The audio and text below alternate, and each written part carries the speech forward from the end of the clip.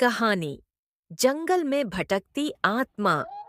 घने जंगल में, जहां सूरज की किरणें भी जमीन तक पहुंचने से डरती थीं, एक रहस्यमयी आत्मा का वास था। गांव वाले उसे रूपा की आत्मा कहते थे। एक दिन एक लड़की, जो सालों पहले इसी जंगल में खो गई थी और फिर कभी नहीं लौटी। 20 साल पहले रूपा अपने प्रेमी राजू से मिलने के लिए जंगल के उस पार जाया करती थी। गांव में उनका प्रेम स्वीकार नहीं किया था, इसलिए दोनों ने भागने का फैसला किया। लेकिन उस दिन राजू नहीं आया। कहते हैं, रूपा घंटों तक इंतजार करती रही और जब रात हुई तो कभी वापस नहीं लौटी।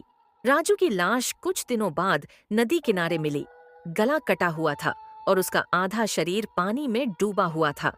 तब से जंगल में अजीब अजीब घटनाएं होने लगी। रात के समय जंगल से बहुत सी अजीब अजीब तरह के आवाजें सुनाई देती थी, जैसे कि लगे एक लड़की किसी को बुला रही हो। क्यों नहीं आया राजू? कभी कोई लकड़हारा भटक कर लौटता ही नहीं, तो कभी किसी शिकारी को उसके ही कुत्ते काटने लगते। गांव के बड़े बुजुर्ग कहते हैं कि रूपा की आत्मा अब प्रेम से नहीं, बल्कि धोखे से भरी हुई है। वह उन लोगों को अपना शिकार बनाती है जो झूठ बोलते हैं या अपने किसी प्रिय को धोखा देते हैं। फिर एक दिन एक युवा लड़की नाम रिया उस जंगल में रिसर्च के लिए आई।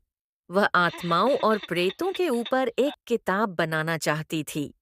गांव वालों ने उसे रोकने की पूरी कोशिश की, परंतु वह कैमरा लेकर जंगल में घुस गई।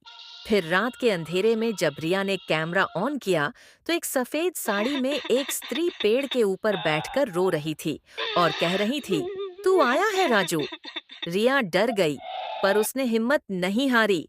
उसने कहा, "नहीं, मैं राजू नहीं हूँ, लेकिन मैं तुम्हारी कहानी सबको सुनाऊंगी।" पहली बार किसी ने रूपा की आत्मा से डरने की बजाय उससे बात करने की कोशिश की। आत्मा की आंखों में आंसू थे और धीरे धीरे वह धुआं बनकर आसमान में विलीन हो गई। रिया जब गांव लौटी तो सब हैरान थे। उस दिन के बाद जंगल शांत हो गया। अब वहां न कोई चीख आती, न कोई गायब होता। लेकिन कहते हैं, अगर कोई फिर से किसी का दिल तोड़ेगा, तो वह आत्मा फिर लौट आएगी।